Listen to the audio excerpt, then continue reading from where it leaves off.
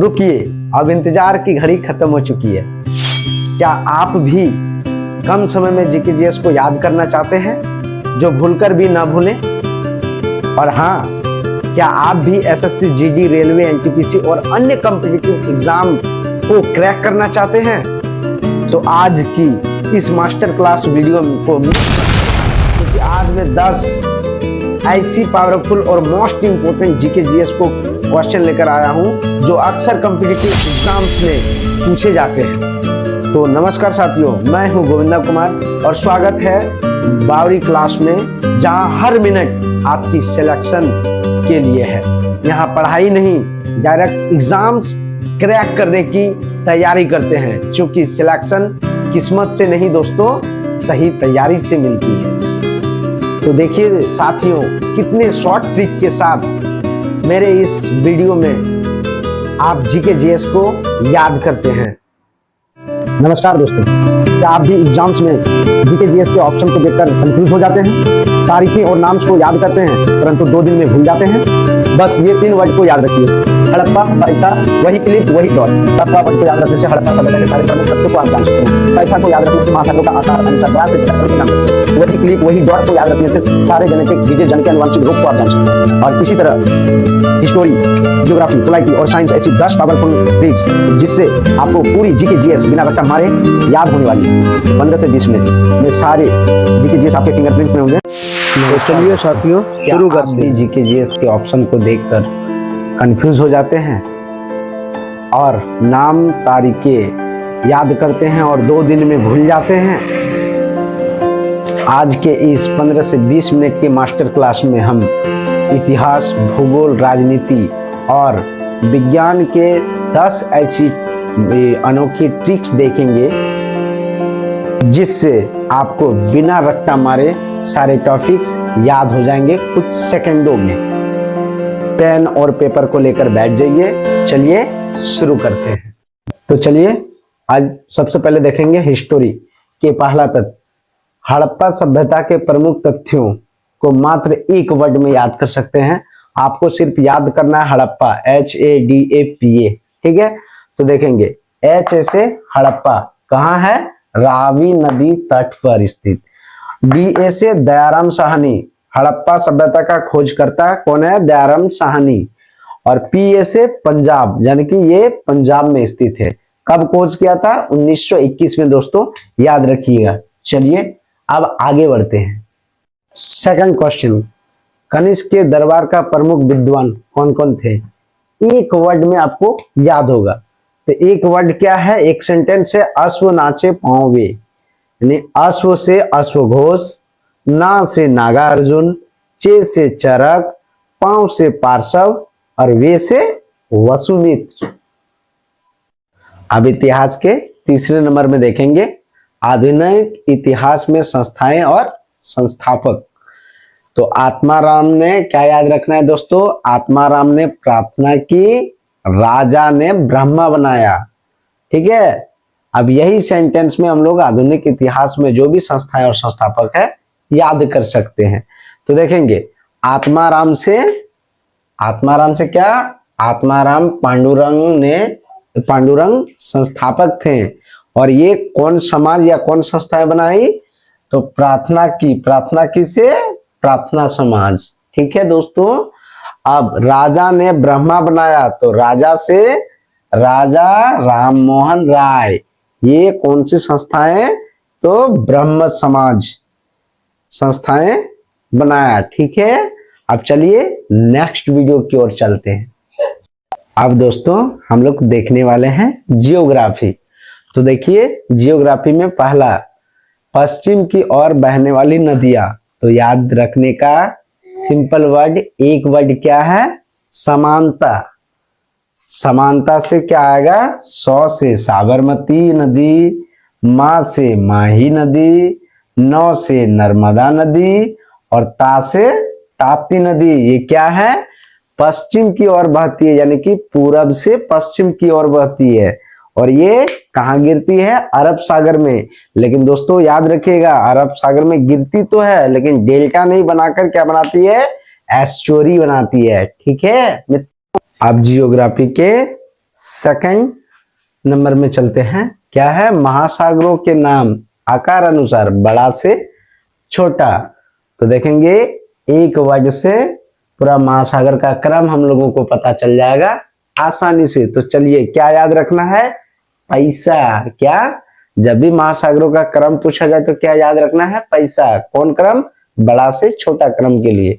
तो देखेंगे पी से प्रशांत महासागर, ए से अटलांटिक महासागर, आई से इंडियन यानी कि हिंद महासागर, एस से साउथर्न यानी कि दक्षिण महासागर, और लास्ट में ए से आर्कटिक महासागर यानी कि सबसे बड़ा प्रशांत और सबसे छोटा आर्कटिक। दोस्तों ठीक है, याद हो गया होगा। चलिए आगे।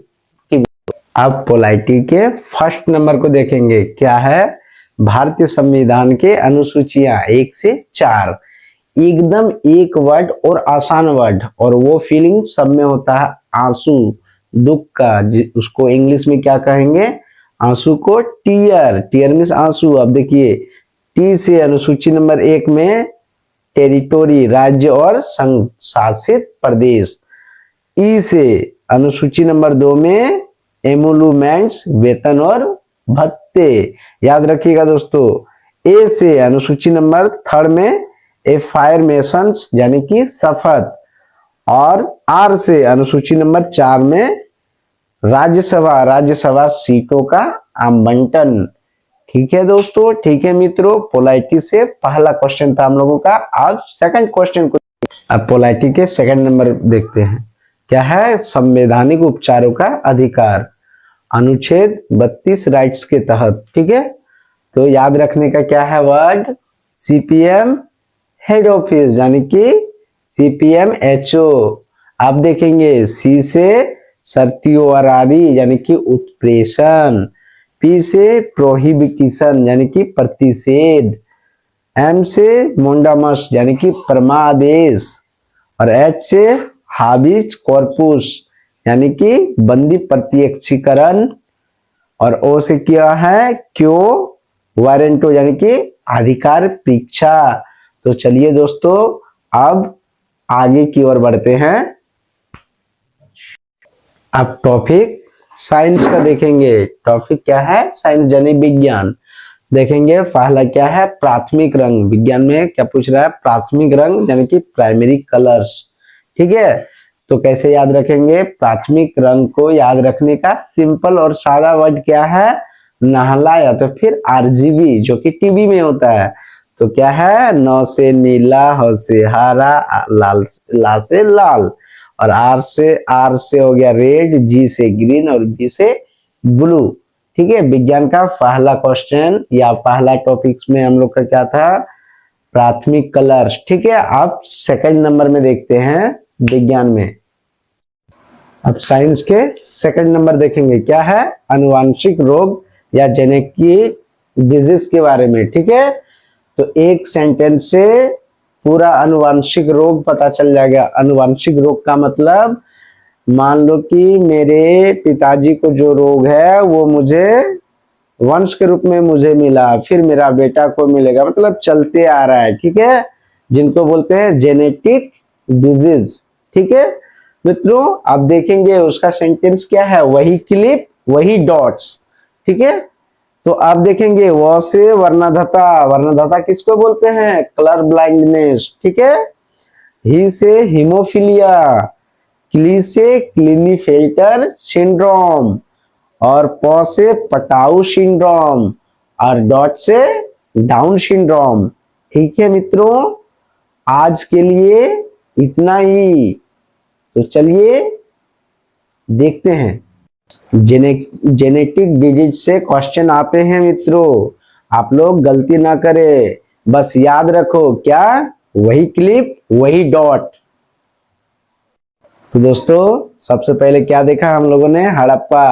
हड़प्पा का मतलब हड़प्पा सभ्यता के प्रमुख तथ्यों के बारे में। दूसरा ट्रिक्स था अश्व नाचे पांव वे, यानी कि ये क्या था? ये कनिष्क के दरबार के प्रमुख विद्वान के बारे में सीखे इससे। चलिए, तीसरा हम लोग क्या सीखे? आत्माराम ने प्रार्थना की और राजा ने ब्रह्मा बनाया। तो इसमें क्या सीखे हम लोग? संस्थाएं और संस्थापक। चौथा हम लोग क्या देखें? समानता, मतलब पूर्व से पश्चिम की ओर बहने वाली प्रमुख नदियां जो कि अरब सागर में गिरती है मगर डेल्टा नहीं बनाकर क्या बनाती है? कमेंट सेक्शन में कमेंट करके बताओ। और पांचवा हम लोगों ने क्या सीखा? पैसा। किसके बारे में? महासागरों के क्रम के बारे में, बड़ा से छोटा के क्रम के बारे में। ठीक है। और 6 नंबर में क्या पढ़े हम लोग? टीयर यानी कि आंसू। ये किससे रिलेटेड पढ़े? टीयर हम लोग पढ़े अनुसूचियां के बारे में, भारतीय संविधान के अनुसूचियां के बारे में। ठीक है दोस्तों। और 7 नंबर में पढ़े हम लोग सीपीएम हो यानी कि हेड ऑफिस। ये किसके बारे में था? संवैधानिक उपचार, अनुच्छेद 32 के राइट्स के अनुसार। ठीक है। अब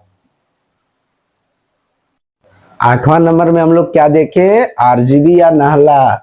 ये किससे रिलेटेड था? प्राइमरी कलर्स के रिलेटेड। ठीक है दोस्तों। और 9वां नंबर क्या देखे? 9th नंबर में क्या देखे दोस्तों? बताइए। तो वही क्लिप वही डॉट्स। ठीक है। ये किससे रिलेटेड था? जेनेटिक डिजीज यानी कि अनुवांशिक रोग के बारे में पढ़े। ठीक है मित्रों। माही नदी को कर्क रेखा कितनी बार काटती है? ए 1 बार, बी 2 बार।